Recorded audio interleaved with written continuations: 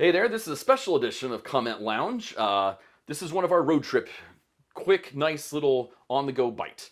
I haven't taken a break in a few months, and I decided I need to get out and watch some terrible, trashy movies, and there's nobody I'd rather be doing that with than my pal Rusty. So, Rusty, welcome to Comment Lounge. Thank you for having me. You've had a great contribution to our production so far. You've provided some effects and skills and technical assistance on some of our animations and things like that. Yeah. And so I wanted to share with the folks, our fine subscribers, the face behind the magic of Quappy. So I called you up and I said, Rusty, I'm coming. I'm driving out here. I clear your calendar. I was a little bossy. I just want to watch bad movies. And I'm going to show you this picture. I brought like 40 movies, and so that we could kind of play Blockbuster and pick and choose as we go along. There's 40 movies. It was a bunch. Wow. I also had some on my iPad, but it was a ton of movies. Okay. And I knew we wouldn't watch all of them, but I thought we could kind of go with the vibe, go with the flow. But I did have some particulars that I absolutely wanted you to see, and that was the ones that are hard to find streaming, and the ones that yes they're fun, but they're way more fun with a friend. So I kind of prioritized those. The ones that you really want a buddy to laugh at and Group watch. So we're just watch and riff. Watch and riff. We had a blast. We got some new quotes to use from now on when we sign off on the phone. So I have the list of movies we actually watched, and basically we're just gonna give a quick, under 5-minute chat reaction. I think all of these movies are fantastic watches. I highly recommend them. We've talked about them briefly on some of the earlier episodes. So we'll just go down the list and talk about the movies, and I just want your reactions, and basically, was it worth watching? Like, was it enjoyable, or would your life have been better had you never heard of it? Okay. So the first one is the seminal favorite, Samurai Cop. So, were you familiar at all about the mythology of Samurai Cop? Have you ever heard of it? I had not. You basically indoctrinated me into the Samurai Cop franchise. So, yes, I was pleasantly surprised.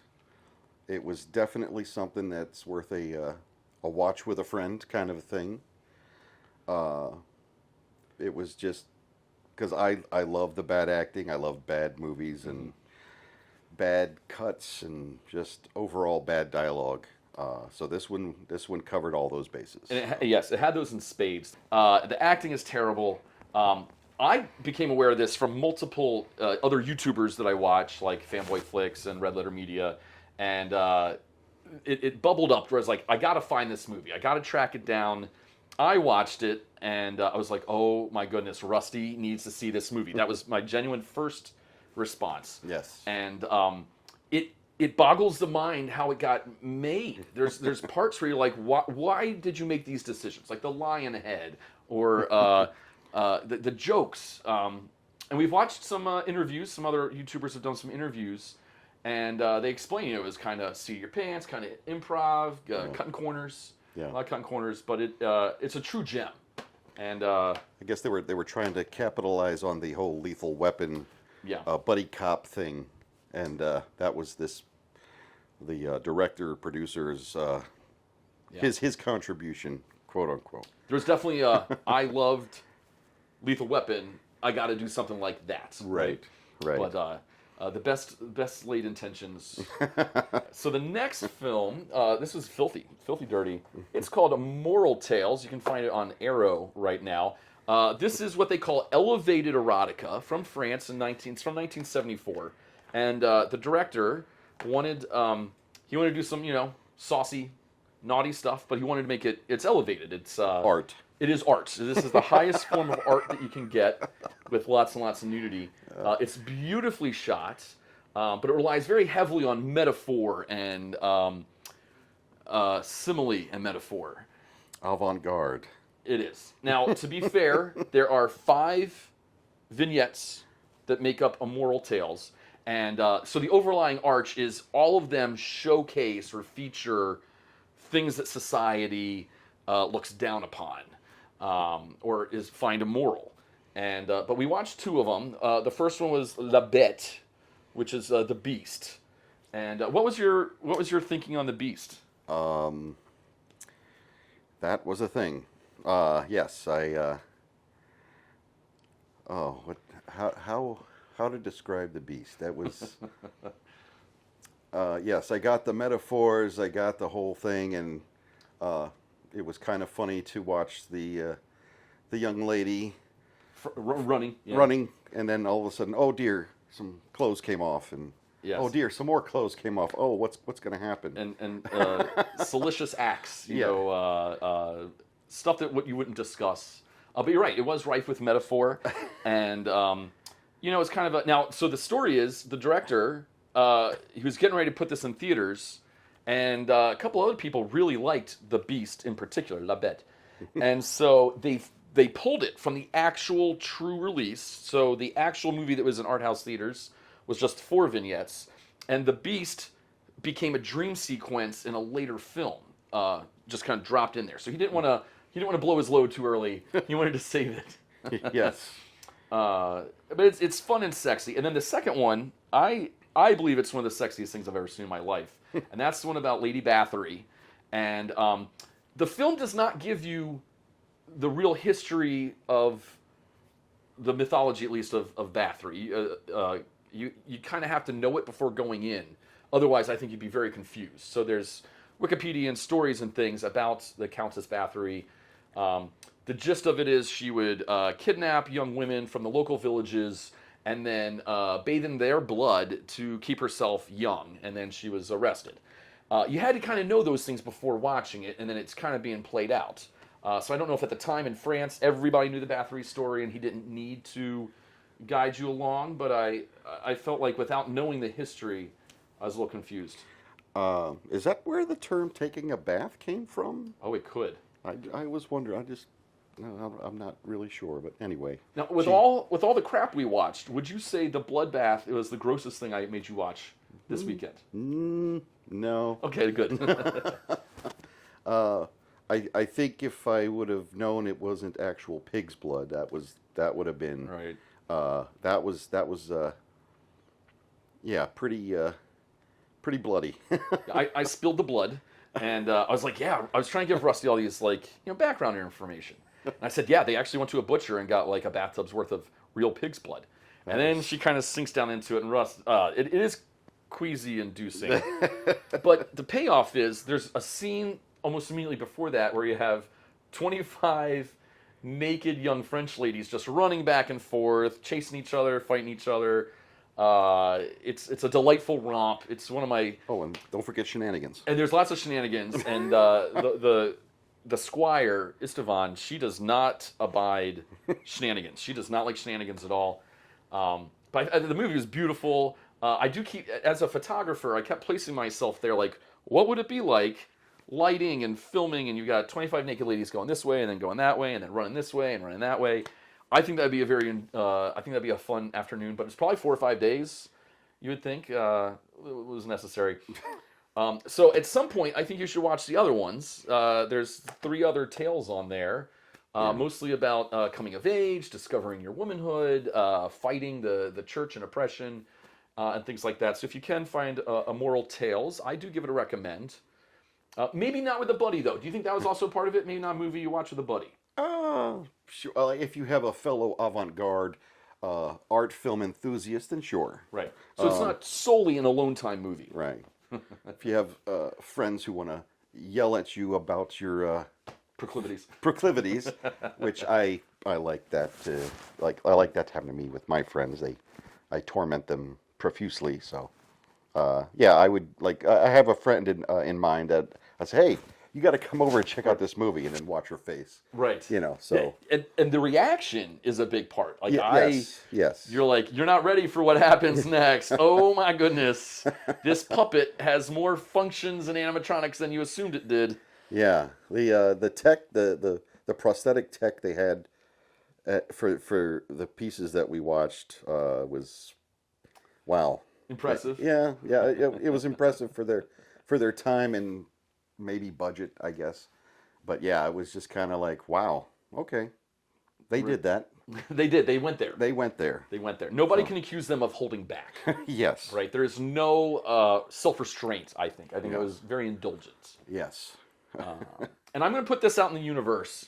I think the time is right. and I'd like to spearhead this myself, but I have no clout. I think the time is right to do a modern day retelling of the Bathory story. It doesn't have to be attached to this one because it was like a legend, kind of like King Arthur or Robin Hood, where it's an existing character with no IP. I think the time is now, Hollywood. Let's do a remake of the Bathory story. You can have all the fun that you want to do, but maybe get more into themes about eating the rich and class systems and who deserves to be happy and who doesn't. So I think the time is right, Hollywood. Take my but give me a call if you want some help. I got some notes. Yeah. I got some notes. So then we decided, you know what? We got a little goofy. We got a little artsy. Let's get academic. And so we picked up the That's Sexploitation, featuring David Friedman and Frank Henenlotter. And as you know, Frank Henenlotter is absolutely one of my heroes. I love Basket Case. I love Brain Damage. I love Batted Anatomy. Frankenhooker. I just love everything about what he wants to create. And it turns out that he is a huge fan of the sexploitation era, starting in the 40s, 30s even. Yeah. And so this is a very academic, I mean, it is. Research was made, effort was made to really tell the story. How do we get from the Nickelodeons where you would put in a nickel and turn the crank, all the way up to the 60s? They kind of stop before you get into the Grindhouse era and the direct-to-video era. And I really enjoyed the journey it took us on. Yeah. Kind of sharing, how did we get to point B? How did we get to point C? And now we know.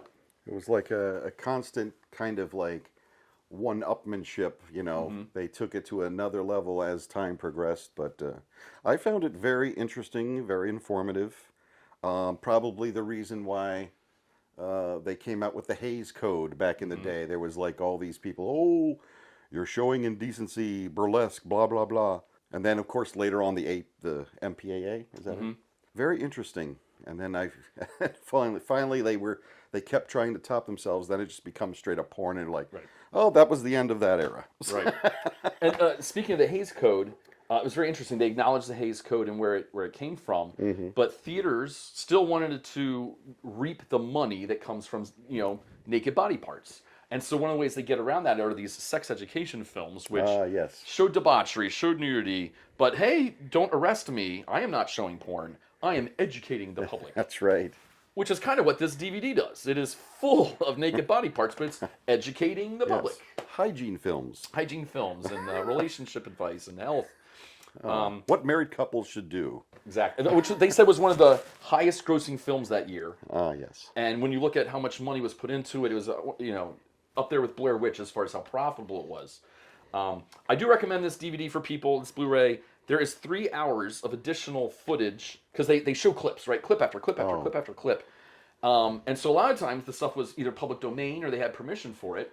So the bonus features is just about 3 hours of this 1930s through 50s nudie flicks. Like the nudist beach colony stuff and That's right. fun things like that.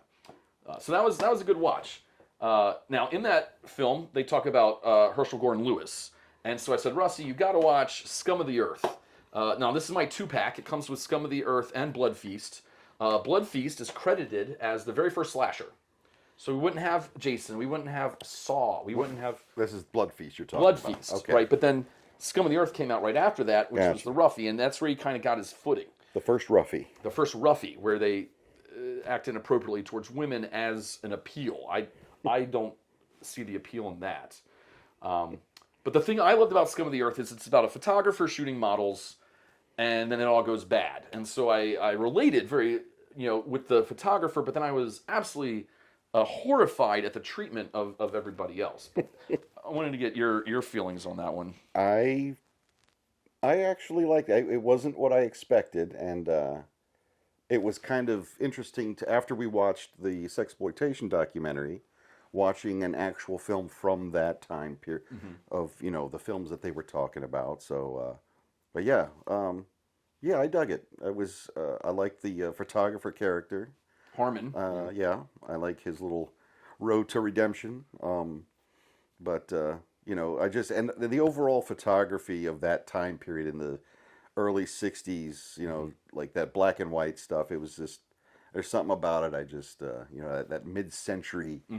Kind of aesthetic, I guess you could say. But And one of the things, to your point, when we see black and white 1950s era things, it's usually educational or super happy, right, yeah, So to see something that's kind of presented as yet another educational film or a super happy piece, to then have all this debauchery and Right. murder and all this, the underbelly, it's a very weird.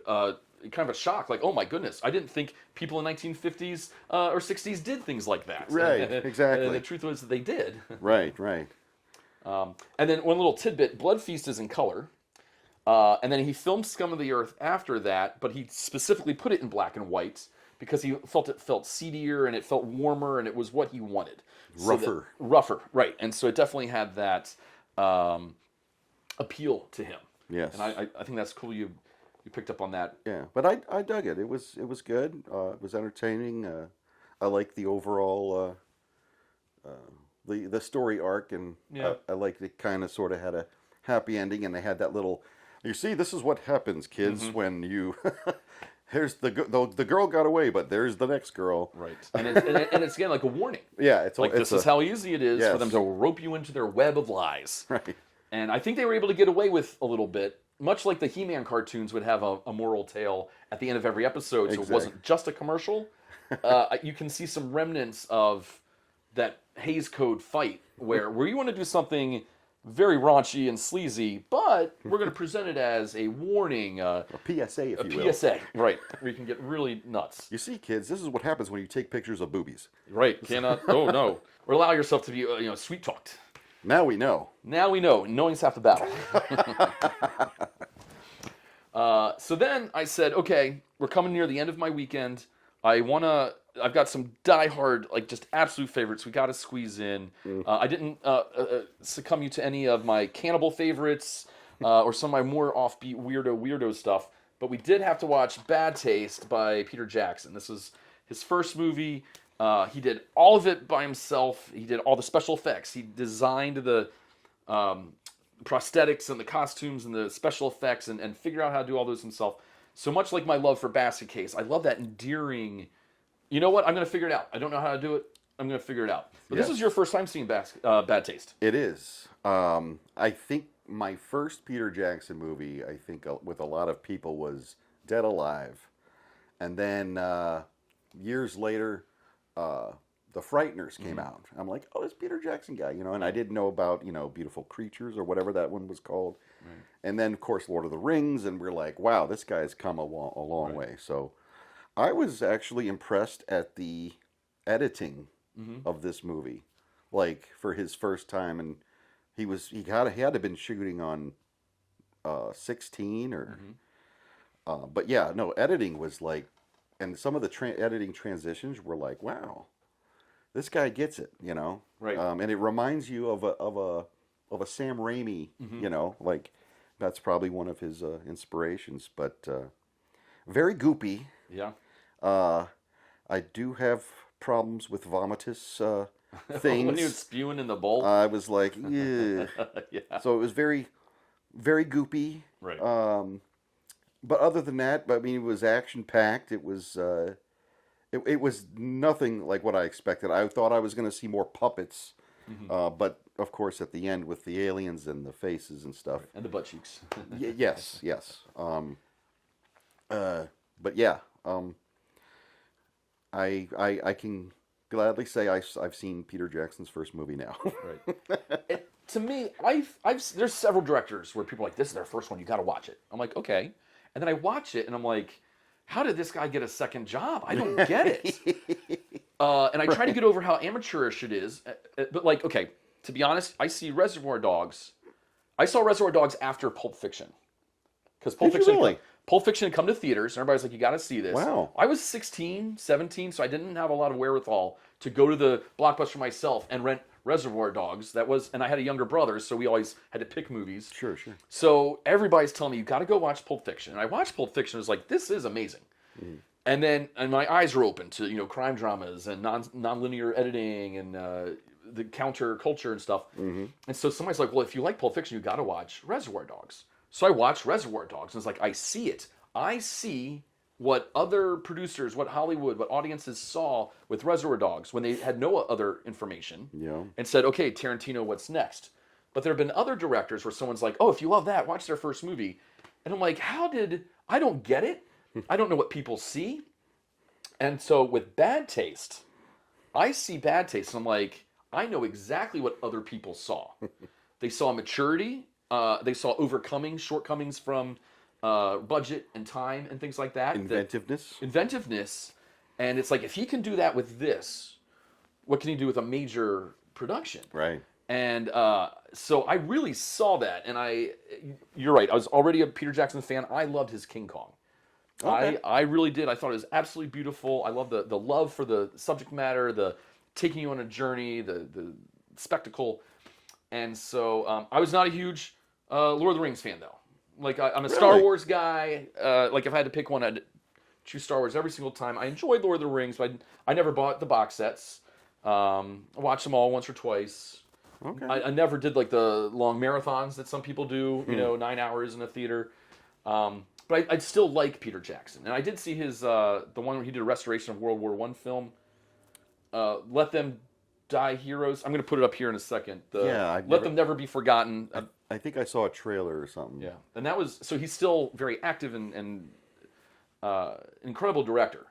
But for my money, I would pick Bad Taste over The Lord of the Rings the next time I want a Peter Jackson movie. I guess the next one I'll want to see is Meet the Feeples. Yes. So I've seen clips many years ago, but never actually saw it. So we'll see if it's around somewhere I can have access to it. I'm also going to try to track it down. You're right. I haven't seen it either, and I do acknowledge that it is significant in his early career. I think there's a lot more. I think there's more puppets in that one too. Okay. I think. I apologize. I'm not very knowledgeable about Meet the Feeples. So. Right. But we're call myself a film buff. Right. Well, we're going to figure it out. We're going to figure out a way to track it down, and we'll watch that one sometime. And then the grand finale, I made Rusty watch Street Trash, the original from 1987, Street Trash. As you're aware, there is a brand new Street Trash put out by Vinegar Syndrome, and we're excited to check that out at some point, but I thought Rusty has to see the original Street Trash.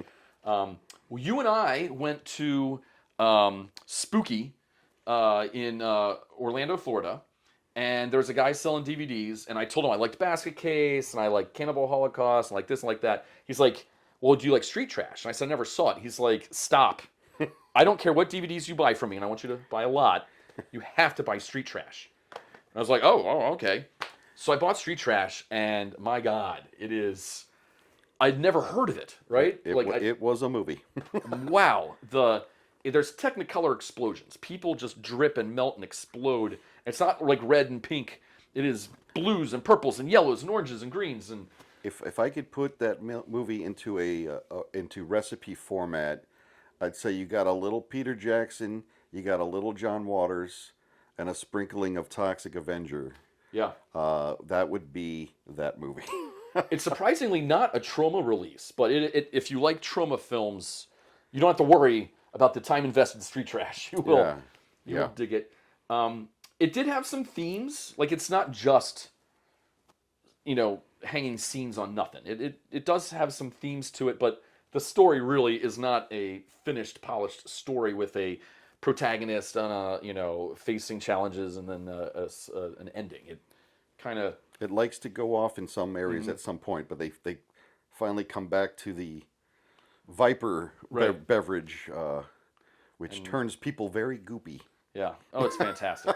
I'm a little mad. This edition says on the back that you get your own Viper sticker to put on your own bottle, and when I open it up, there is no Viper sticker. Was that a brand new copy? No, it was not shrink wrapped. Oh. So it says out of print. Oh, so somebody must have... Somebody swiped it and then sold it, and they did not return the Viper sticker. Of course. So whoever you are, you're a bastard. You're a bastard. So I thought that was a pretty successful weekend. I successfully turned off my brain, got to share in some good times. Is there one in particular that stands out? One in particular? Oh, my goodness. Oh. Man. That's a bouquet of right. of movies that you had me watch. It's all over the spectrum. But I guess if I had to pick one, the one that gave me these strange dreams was the Scum of the Earth. So, Yeah. yeah, I couldn't pick one. Oh, I gotcha. And that was kind of the thing. But I hemmed and hawed over that layout of, okay, we gotta watch these. We should watch these. I'm gonna have to talk you into these. These are just vintage porn. Like I don't really watch hemmed and that hawed sort of on the collection. I really wanted to curate it. That was one of the things. I really wanted my turn at curating Yes. what I wanted. Your curation skills are pretty good, so I just Okay. I trust you to say, okay, just put it in, we'll watch it. Good enough for me. And I want to say to you, I was just going to leave this with you for a month to watch at your leisure, the documentary. And then you said, well, I want to watch the documentary. I was like, you know what? I love that documentary. Yeah. And I think it was great that we watched a documentary because it's having like a little bit of vegetables. Now they're deep fried, but we had a little bit of vegetables with the gravy and the French fries. And The doc's so nice, you have to watch it twice. you do. It's fantastic. Poor David Friedman. I think this is the last thing he produced. He looked kind of rough during the filming of it, but he passed in 2011. I think so. It was before they produced the Blu-ray because they have a in memoriam at the end. Okay. And actually, David Friedman, I think, was part of Scum of the Earth. Okay. He was a producer, but he was mostly distributor. But I thought that was fantastic. He said, you know what? Let's cut through some of the clutter. Let's watch something of some redeemable value and also get a lot of boobs along the way. You can't help it. That's just your job. Yeah, this weekend was full of boobs and goop. Goopy Yes. boobs. Goopy boobs. Goopy boobs. Which was fantastic. So I had a just a terrific weekend doing this, and I'm leaving you a handful of DVDs to watch on your own time, and frequently because I live about 6 hours away. We talk on the phone every other week or so, and we try to give each other homework. Be like, no, you got to watch this one. No, you got to watch this one. You were able to see September 5, right? The Olympics one. Yes. Yes. Yes. Yes. I did. Yeah. Yes. Very good. That was another one where I walked out of the theater and I was like, I want Rusty to see this because of the old tech gear, Right. but Yes. also the storytelling and the thing they put you in Right. was just so fantastic. I loved everything about that movie, so I highly recommend. They really go into the particulars of 70s tech. Yeah. Like what they had to do to get the shots and the little, like you said, the little bug, the superimposed bugs. Right, the logo Like, and that. Yeah. That was, to me, I find that stuff interesting. So a good companion piece to that I kind of wanted to watch is the Spielberg Munich. Yes. Those kind of two films would go like hand in hand, It's a different side of the story. Right. Absolutely. But yeah, no, I dug it. It was good. Very cool. So What I love is we didn't just pick random garbage. Like this one has a lot of memes from it. This one has it's Peter Jackson's first. This one was significant in the history of horror. So there was this was a broad spectrum. right. There was a theory to it. Yeah. So maybe in a year or two I'll come back out and we'll do another smattering. I'm trying to get Rusty onto Giallo. It is both trashy and beautiful at the same time. Italian.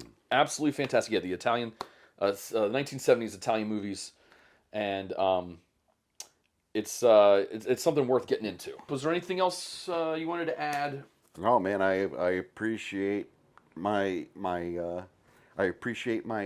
education of films, and all of which I have never seen. So I thank you for that. Oh, absolutely. Well, thank you for hosting me.